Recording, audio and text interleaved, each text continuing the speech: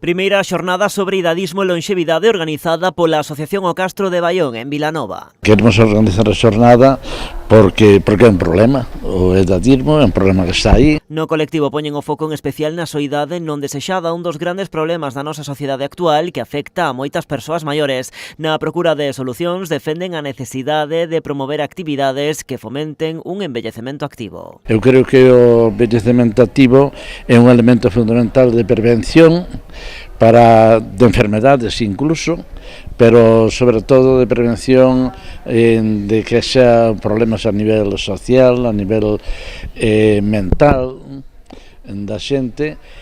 Polo tanto, creo que o programa de envellecemento activo poden axudar. Nesta xornada se estivo presente a Xunta. O director xeral de Maiores afondou unha estrategia contra o idadismo aprobada hai uns meses polo goberno galego, situando a Galicia como unha comunidade pioneira. Galicia pues tiene ahora mismo la primera estrategia contra el edadismo de España y una, creemos, de las primeras de Europa, y es un poco la hoja de ruta que va a marcar todo el trabajo del gobierno gallego y acompañado pues por las empresas, por las asociaciones, para tratar de que Galicia pues sea un referente en la lucha contra el edadismo, pues que es una discriminación que no tiene sentido y con la que queremos acabar. A outros niveis tamén se levan a cabo accións na loita contra o idadismo, por exemplo, distintos programas da Deputación de Pontevedra que tamén colabora con estas xornadas do Castro. Xa temos varios programas de benestar, incluso ahora mismo temos xa acabamos de conseguir fondos europeos para un programa de edadismo con 2 proxectos pilotos.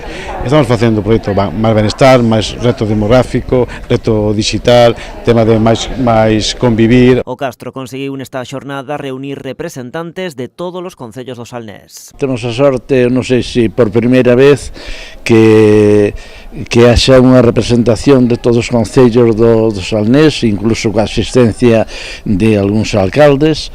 Eso creo que é moi relevante. É dicir, que creo que podemos facer un frente en común. En esa liña, a intención é marcar a partir de aquí unha estrategia cos servizos sociais de todos os municipios para deseñar unha estrategia común na loita contra o idadismo.